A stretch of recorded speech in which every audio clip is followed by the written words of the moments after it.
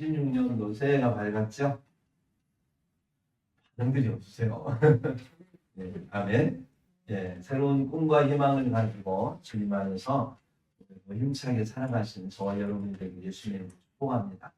아멘. 오늘 신년 감사주를 드리고요. 예배가 마치면 또 사무총회 시작 하나님 교회 살림을 돌아보는 시간 하겠습니다. 네. 올 한 해도 어떻게 보면 야일처럼 오늘 말씀해 드린 야일인데요. 야일처럼 하나님이 기억하신 이름이 되었으면 좋겠고요. 그 이름이 되기 위해서 귀한 말씀을 우리가 귀담아 들었으면 좋겠습니다. 야일이라고 하는 사사를 아십니까? 야일. 처음 들어보시는 분. 성경이 있다 보면 그냥 슬쩍 지나가는 그런 작은 사사이기 때문에 우리가 잘 기억하지 못합니다. 삼손처럼 굉장히 괴력을 가진 그런 사사였으면 우리가 기억하는데 그렇지도 못해요.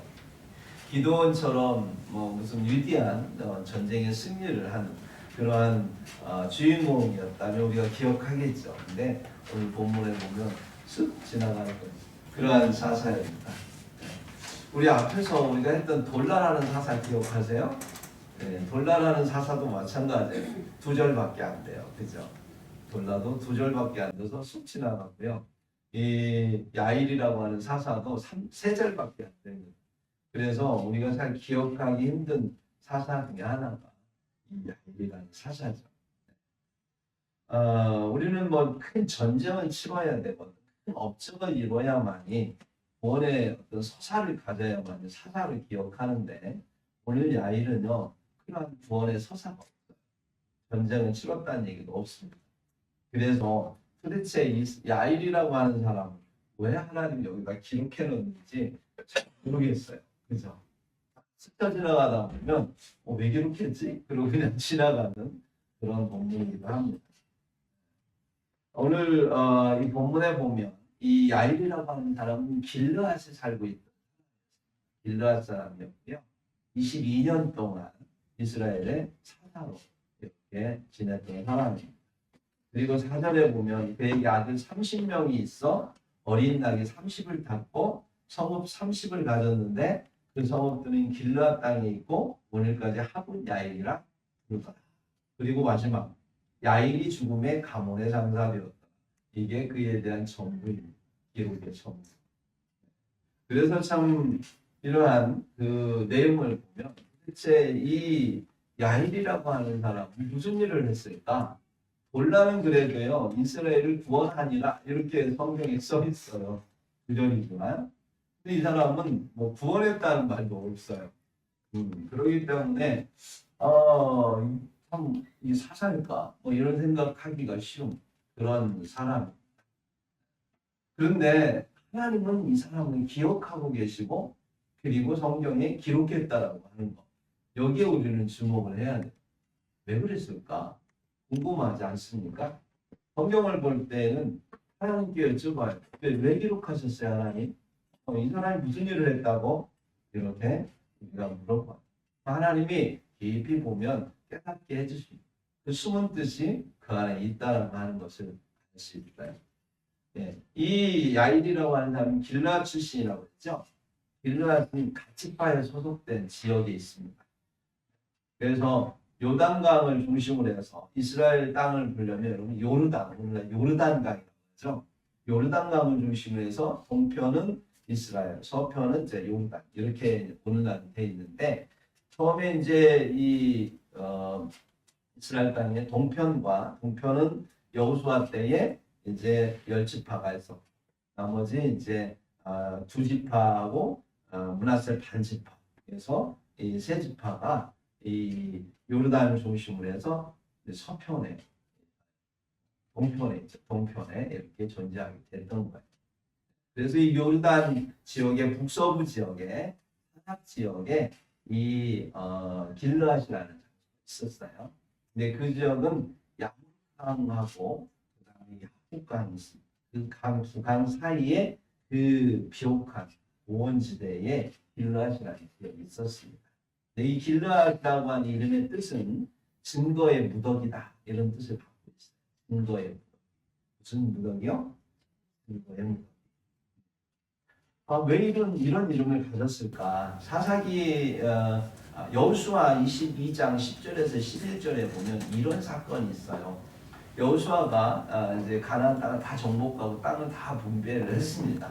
그리고 나서 이제 루벤 지파하고 갓 지파하고 므낫세 반 지파가 이제 요단강을 건너서 요단강 동편에 이제 돌아옵니다. 돌아오자마자 그들이 한 일이 뭐냐면 이 돌무더기를 가지고 큰 제단을 쌓아요.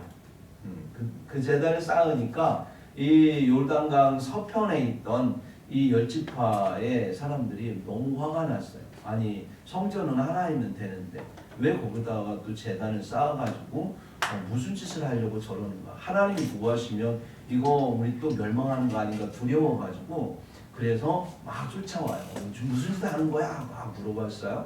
그랬더니 이 지파 사람들이 뭐라고 얘기하냐면 이 제단을 우리가 여기서 제사를 드리려고 싼 게 아니고 앞으로 한 세대, 두 세대, 세 세대 쭉 가다 보면 나중에 이 요단강을 중심으로 해가지고 이쪽에 열지파와 이쪽에 두 지파 반, 두 지파 반 사이에 어떤 일이 벌어지냐면 이제 우리는 정통이야, 너희는 가짜야 이런 얘기가 오갈 수 있다는 거예요. 하나가 될 수 없는 강 때문에. 그러다 보니까 그 증거를 우리 조상들도 너희와 함께했던 사람들이고 우리도 여호와 신앙을 가졌던 사람들이야 라고 하는 증거를 남겨야 되는데 그 증거를 영원히 남길 수 있는 게 돌이잖아요. 돌로 무더기를 쌓고 거기에다가 이제 증거를 삼는 거죠. 제단을 삼아서. 그래서 나중에 우리 후손들과 당신들의 후손들이 싸우지 않게 하기 위해서 이렇게 만들어 놓은 겁니다.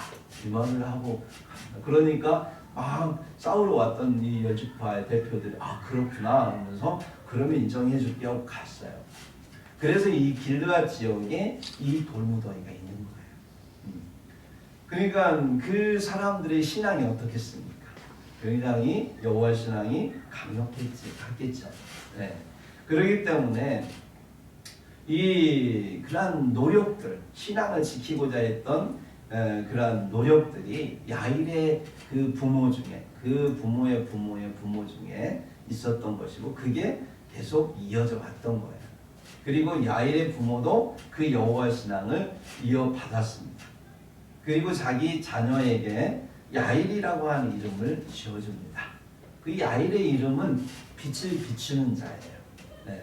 그가 일깨우다, 깨우치는 자입니다. 빛을 비춰주고 깨우치는 자라는 이름을 가지고 있다는 거예요. 네. 그래서 우리가 야일을 보면 그 참 부모로부터 굉장히 이름으로 볼 때에 신앙 교육을 잘 받았겠구나. 그러니까 길르앗의 후손이자 길르앗 지역의 후손이지 않습니까? 신앙 교육을 잘 받았겠구나. 그리고 이 사람이 사사로 세워졌다는 건 하나님 말씀으로 그 당시 어떻게 했다?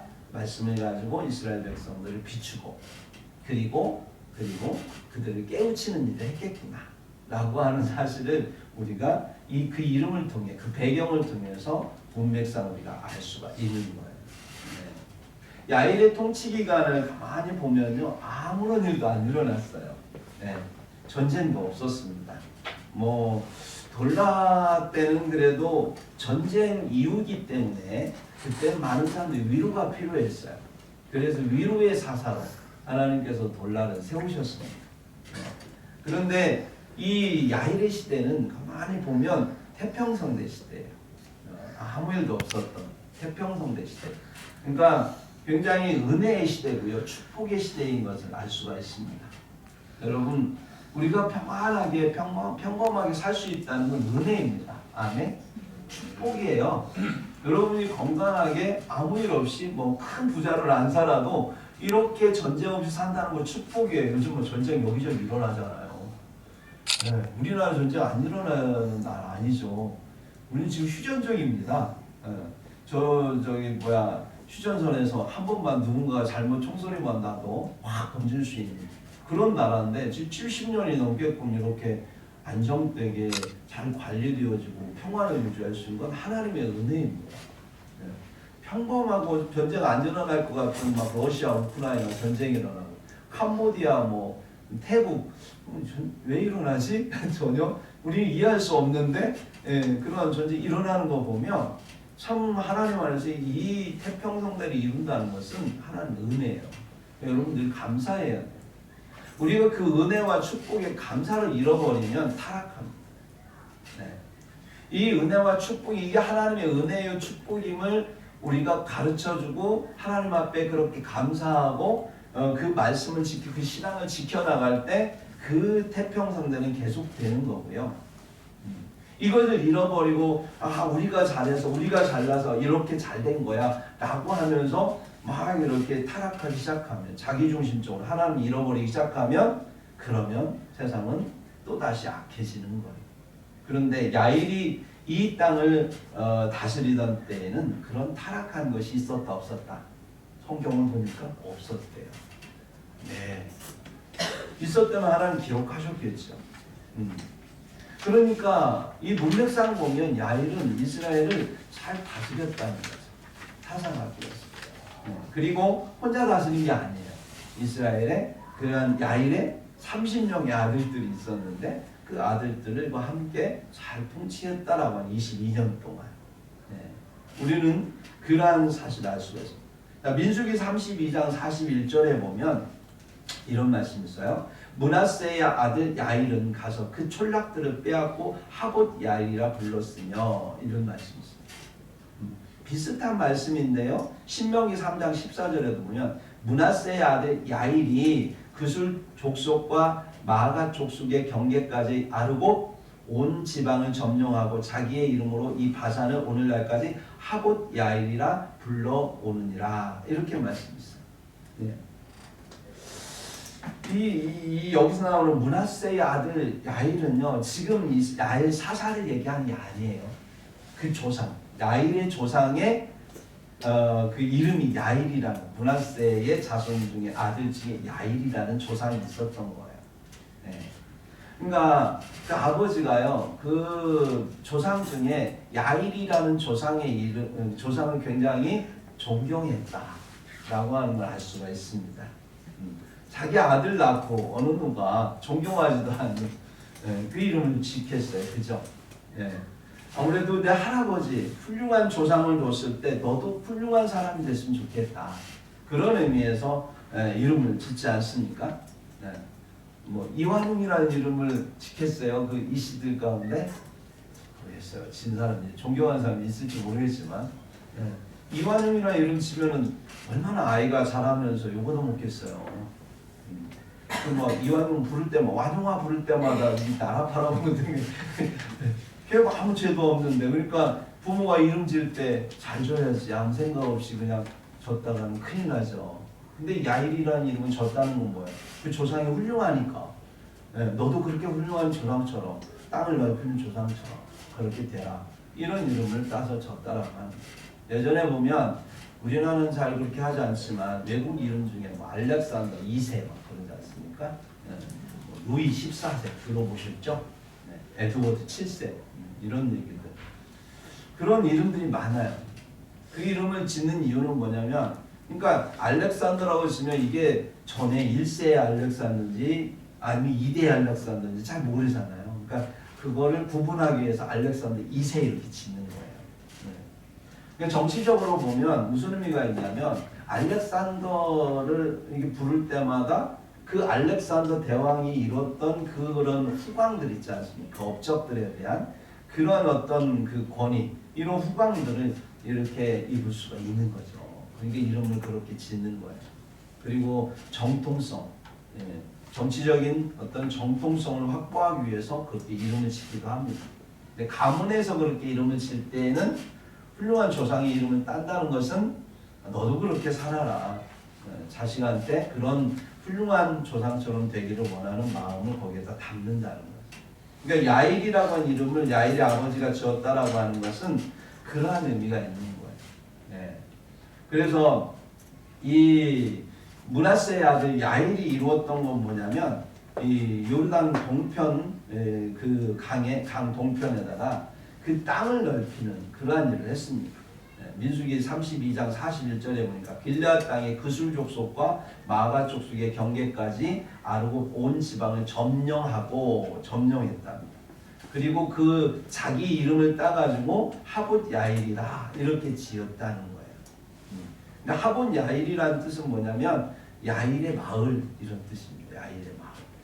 그러니까 가문의 영광을 드러낸 그런 사람이었기 때문에 이 야일이라는 이름을 그렇게 물려받아 지었던 것이죠. 그러니까 야일이라고 하는 사람은 우리가 그 자라온 배경을 이렇게 보면 길르앗 지역에 내려오던 정통 여호와 신앙을 물려받으려고 했던 사람, 온전히 물려받았던 사람, 또는 조상 야일의 이름을 받아서 그 조상처럼 훌륭하게 살고 싶었던 그런 마음이 그 안에 있었겠죠. 그래서 그 이름에 걸맞게 살아가려고 굉장히 노력을 했던 것을 알 수가 있습니다. 그래서 그 이름 야일, 말씀을 비추는 자로서, 빛을 비추는 자, 깨닫게 하는 자로서 그는 평생을 살아갔고 주변 사람들에게 선악간의 말씀을 가지고 분별하도록 그러한 어떤 일들을 행했다라고 하는 것을 알 수가 있고요.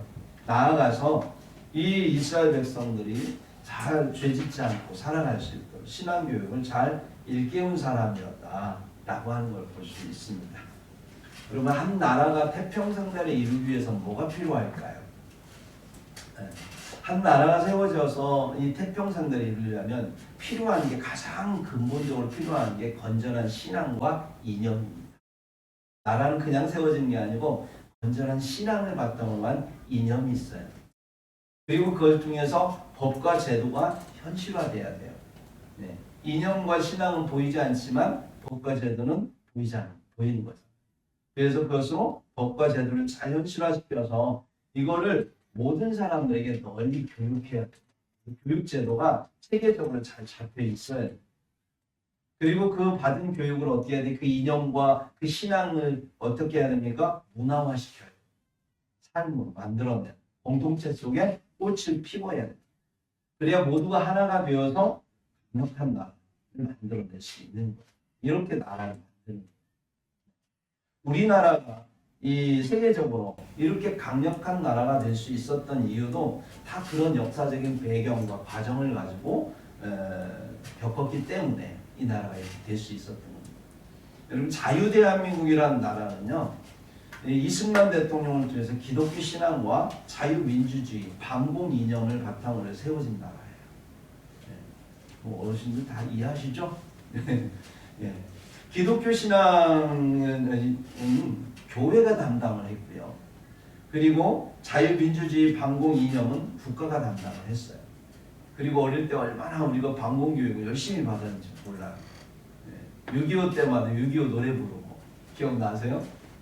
포스터 그리라고 하면 포스터 그릴 때 꼭 북한군, 요즘에 그렇게 안 그리지만 북한군 그리면 북괴 해가지고 그에다 뿔을 이렇게 하나씩 그리고 어떤 북에 그리고 이러는 그러면서 그걸 반공교육 얼마나 시켰는지 몰라요. 그래서 진짜로 북한군은 뿔이 있는 줄 알았어요.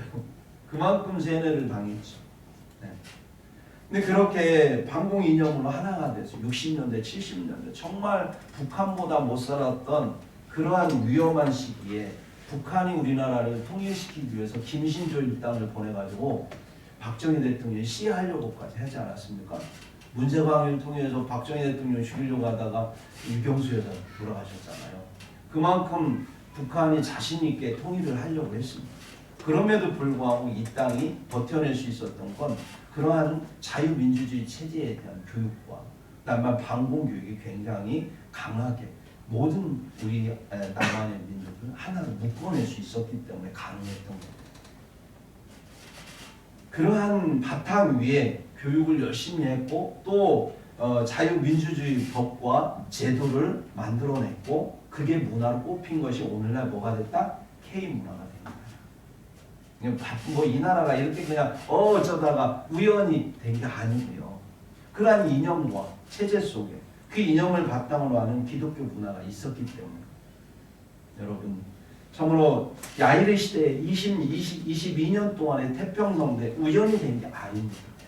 야일을 통해서 하나님께서 여호와 신앙을 이스라엘 백성들에게 가르쳤고 그걸 통해서 교육하고 그랬기 때문에 이스라엘 백성들이 타락하지 않고 말씀 안에서 문화의 꽃을 피웠기 때문에 그들은 하나님 앞에서 태평성대를 이룰 수 있었다는 거예요.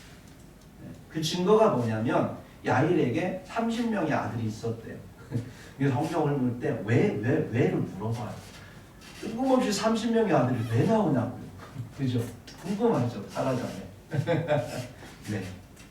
30명의 아들이 있었답니다. 근데 그 30명의 아들이 각각 한 사람씩 이 낙이 어린 나귀를 탔다라고 얘기를 해요.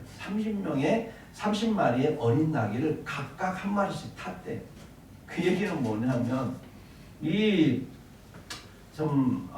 어린 나귀 또 그 다음에 이어서 뭐냐면 그 아들들이 각각 마을 하나씩을 담당해서 다스렸다 이렇게 나옵니다. 그리고 그 마을들을 하봇 야일이라 해서 야일의 동네라는 뜻을 가졌대요.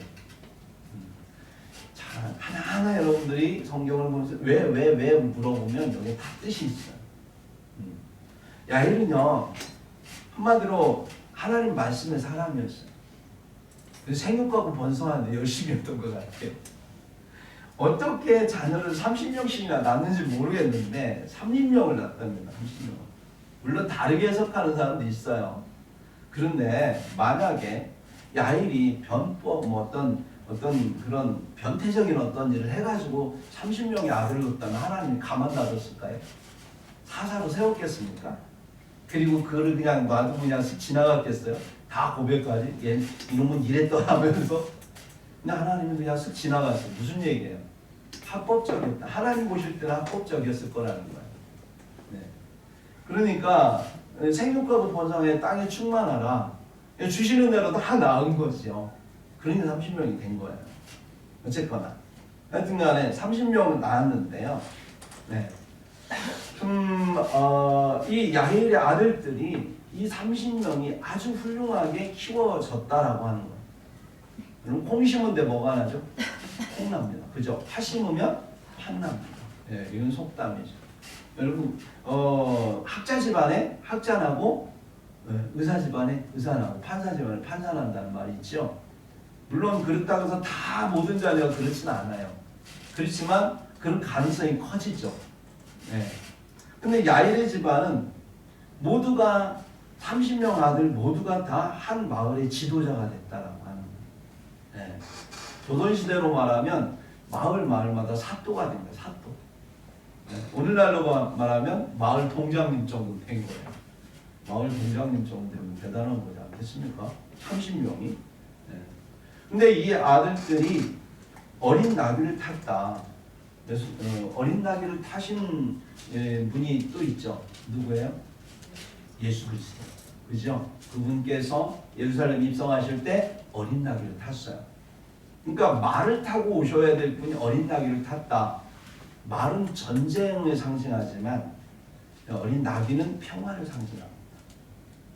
그러니까 야일의 아들들이 어린 나귀를 탔다는 것은 지위가 있다라고 하는 거고 평화적인 어떤 그런 일을 했다는 거예요.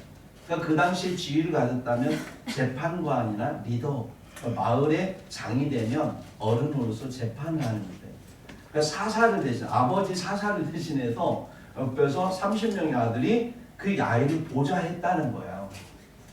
그 얘기인 거예요. 각 마을을 담당해서 길르앗에 있는 30개 마을을 담당해서 거기에서 뭐 천부장처럼 그렇게 마을을 담당하면서 재판관으로 리더로서 그 역할을 감당했다는 거예요.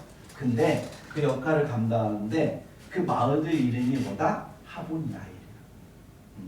야일의 마을들이라는 거예요. 그게 뭐예요?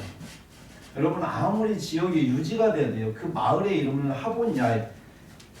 그 유지의 이름을 따가지고 이름을 짓는다는 것은 지금 보통 일이 아닙니다. 그죠? 내가 막 다스린다 그러고 내 이름대로 막 이름을 그 마을 이름 바꿔갖고 짓는다 그러면 마을 사람들이 막 환영하겠어요? 맨날 막 악덕업주, 악덕 그런 어떤 리더면 뭐 항의하겠죠. 아, 그 이름 짓기 싫다. 그랬다 맨날 욕 얻어먹을 거 아니에요. 후손 대대로. 그러니까 이름 짓는 거 함부로 안 짓죠. 그런데 하본 야일이라고 졌는데도 그 지역 사람들이 그러지 마세요 하지 않았다는 거예요. 뭐예요? 다스리는 것이. 훌륭했다는 거 아니에요? 훌륭했기 때문에, 그러니까 그래도 된다라고 사람들이 인정했기 때문에 존경할 만하니까 그 이름을 짓도록 이렇게 허락했다라고 하는 거예요. 그럼 여러분, 야일이 30명의 아들을 길러내는데, 그 리더를 길러내는데 얼마나 자녀 교육이 훌륭했겠느냐라고 하는 것을 우리는 유추해 보십니다. 한두 명도 아니고 30명의 아들을 길러내는, 철저하게 여호와 신앙으로, 그리고 덕과 꿈과 실력이 있는 그러한 자녀들로 양성을 했다라고 합니다. 그래서 그들이 영적인 경건한 문화들을 만들어냈고요. 이스라엘이 이끌어낼 수 있는 지도자로서 인정받을 수 있는. 그러다 보니까 이스라엘에 22년 동안 전쟁이 없었고요. 분란도 없었습니다. 아멘. 네. 사사기를 보면요. 사이클이 그래요. 이스라엘 백성들이 죄를 지면 하나님이 화가 나셔서 징벌을 하십니다. 그러면 이스라엘 백성들이 아이고 죄송합니다. 용서해 주세요. 그러고 나와서 회개하면, 그러면 하나님이 사사를 세워서 구원합니다. 이게 사사기의 사이클이죠. 근데 이 부분이 야일에게는 생략되어 있어요. 네. 이런 악순환이 보이지 않습니다. 아주 조용하게, 아주 평화롭게 이 22년 동안 쭉 어떤 외적으로부터 구원했다는 말은 없지만 그 태평성대를 22년 동안 유지했다라고. 화려하게 드러나지 않는 사사지만, 그러나 하나님 말씀으로 평화롭게 이스라엘을 다스렸던 사사. 소리는 없었지만, 그러나 소리 없이 정말 쓱 지나가는 사사일 것 같은데 하나님은 그러한 야일을 기억하시고 이 성경에 기록해 놓으셨다라고 하는 것을 우리는 깨달아야 돼요. 사랑하는 성도 여러분, 우리는 이 교회를 세우기 위해서 어떠한 꿈을 갖고 계십니까? 하나님은 우리를 통해서 어떠한 일을 하길 원하십니까? 우리가 이 교회를 세우는데 들레면서 세상에 막 드러내지는 못하지만, 그러나 조용히 이 교회가 세워짐에 있어서 우리가 행하는 모든 일들에 대해서 하나님은 기억하신다라고 하는 거예요. 아멘. 우리가 하는 이 사역들, 특히 우리 교회를 통해서 하고자 하는 이 독서 사역, 하나님 나라 건설을 위해서 우리가 하나님 나라의 사람을 세우기 위해서 하고 있는 거예요. 요란하진 않지만 덕과 꿈과 실력을 가진 그리스도의 인재를 세우기 위해서 우리는 이 일을 하고 있는 거예요. 전쟁의 위기 가운데에서 나라를 구하는 것도 굉장히 중요한 사역이고 굉장히 훌륭한 사역입니다만, 평소에 이 평화를 누리고 태평성대를 유지하기 위해서 정의롭고 행복하고 또 평화로운 그 하나님 나라를 계속 유지하는 그 일을 위해서 교육하고 훈련하고 그리고 그런 인재들을 양성하는 일은 너무나 중요한 일입니다. 야일이 22년 동안 이스라엘을 평화로 이끄는데 30명의 아들도 지대한 공을 세웠다라고 하는 거예요. 다른 사람도 아니고 야일의 아들들입니다. 왜 그랬을까요? 아들만큼 아버지의 마음을 정확히 아는 사람이 없어요. 24시간 함께 하잖아요. 아버지의 뜻이 무엇인지 정확히 알고 이행할 수 있는 자들은 아들밖에 없습니다. 같이 동고동락하면서 아버지의 비전과 그 뜻을 정확히 알고 하나님 안에서 그 일을 같이 행했던, 같이 고민하면서 같이 비전을 가지고 현실의 그 뜻을, 하나님의 뜻을 이루기 위해서 자기 일처럼 책임감 있게 하는 그런 사람은 아들이 최고죠. 그러니까 그 아들 30명을 가지고 그 태평성대를 이루는 일을 할 수 있었다라고 하는 거예요. 따라서 성도 여러분, 2026년도가 밝았습니다. 예. 삶이 되는 교회를 우리는 세워야 되겠죠. 하나님께서 우리에게 말씀하시는 첫 신년 감사예를 통해 주시는, 야일을 통해서 우리에게 주시는 말씀은 무엇입니까? 저와 여러분이 함께 모든 성도가 하나가 돼서 하나님 안에서 가족 같은 리더십으로 서로가 하나가 되기를 하나님 원하신다라고 하는, 서로 갈라지고 서로 분쟁하고 서로가 서로를 믿지 못하고 하면 그러면 교회는 세워지지 않습니다. 아버지와 아들처럼 정말로 형제처럼 하나가 되어서 같이 뜻을 같이 하고 비전을 같이 하고 마음을 같이 하고 정성을 다해서 우리 하나님을 섬기면서 그 말씀을 우리 이 교회에 실현시키고 다음 세대에 이어주기 위해서 우리가 하나 될 때 야일 시대에 하나님께서 주셨던 그 태평성도 이러한 것이 우리 삶이 되는 교회를 통해서 이 땅에 펼쳐질 줄 믿습니다. 이제 예배 후가 되면 우리는 사무총회를 합니다. 여러분 정말로 이 교회에 이 삶이 되는 교회 사랑하고 우리가 주의 일에 더욱 관심을 가지고 함께 하나가 되어서 우리가 2026년도 삶이 되는 교회를 우리 주 안에서 우리가 가족의 그러한 관계식을 가지고 세워나간다면 2026년도는 우리 교회를 하나님께서 통해서 참으로 이 땅에 빛이 되고 또 많은 사람들을 깨닫게 해서 주께로 돌아오게 하는 역사가 이 야엘의 사사시대처럼 우리 교회에도 펼쳐질 줄 믿습니다. 그럼 여러분 우리 하나 되어서 주님 앞에 같이 기도와 말씀을 통해 교회를 세워나갑시다. 예수 그리스도의 이름으로 여러분을 축복합니다. 아멘.